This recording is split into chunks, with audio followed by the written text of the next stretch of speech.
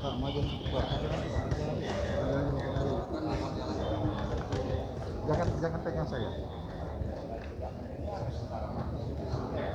Satu asumsi konstruksi hukum yang dibuat yang semakin menunjukkan kuatnya agenda politik. Karena itulah supaya gambaran lengkap nanti tunggu sesi kedua. Karena berbagai hal yang disampaikan tadi menunjukkan juga ada asumsi-asumsi yang diputar-balikkan, yang dicampur adukkan.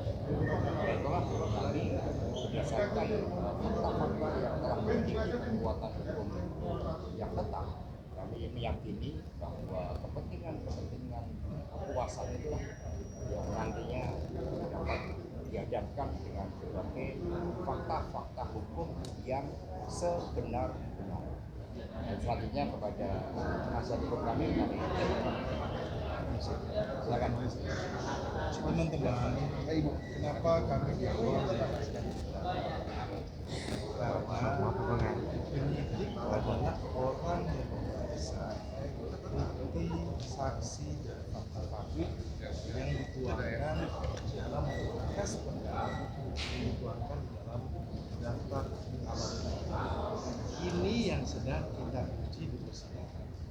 Jadi ketika penyidik dihadirkan di dalam persidangan, kemudian menerangkan berdasarkan pemeriksaan, kami meminta agar penyidik tidak netral, konflik of interest. Karena apa? Dia mengambil keterangan dari hal-hal yang memberatkan, sedangkan fakta persidangan kita uji bersama itu kan menjadi kekuatan dari pembuktian.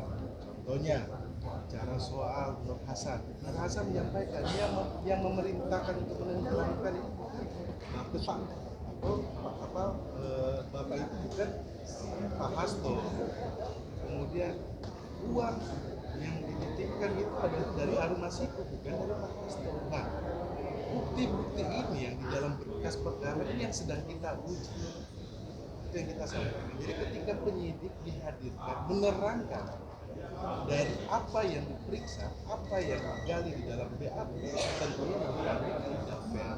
Dan kami berharap bahwa persidangan ini berjalan dengan persidangan yang mengandung asas fair trial, melindungi hak asasi manusia, jangan menghakimi, kemudian jangan membuat narasi asumsi berdasarkan keterangan yang didapati di dalam proses penyidikan oleh penyidik. Oleh itu teman-teman, inilah sebenarnya persidangan.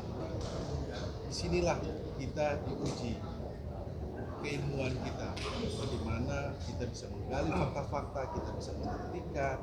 Dan kalau ada hal yang memang tidak sesuai bukti, tidak sesuai fakta, ayo kita akui gitu. Kenapa?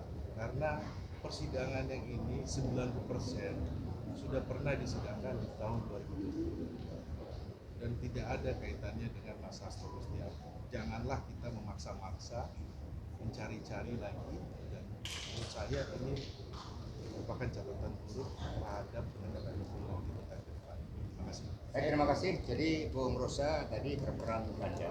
Yang pertama adalah sebagai penyidik, tapi yang kedua juga sebagai saksi yang otomatis kemudian memberatkan. Ini kan rekor sejarah, dan inilah bukti-bukti kepastian hukum itu dilanggar, prinsip-prinsip akuntabilitas, konflik of interest. Artinya ketika sampai turun gunung merangkap jabatan sebagai penyidik dan kemudian juga sebagai saksi, artinya fakta-fakta yang ada memang tidak cukup kuat menurut saya. Maka dia menciptakan suatu asumsi-asumsi dengan merangkai berbagai peristiwa. Selanjutnya, Bung Patersen, silakan. Baik, kita sekarang masuk ke pasal 184 KUHP. Ya. Saya ulang, kita masuk ke pasal 184 KUHP. Alat bukti yang sah itu apa? Pertama, keterangan saksi.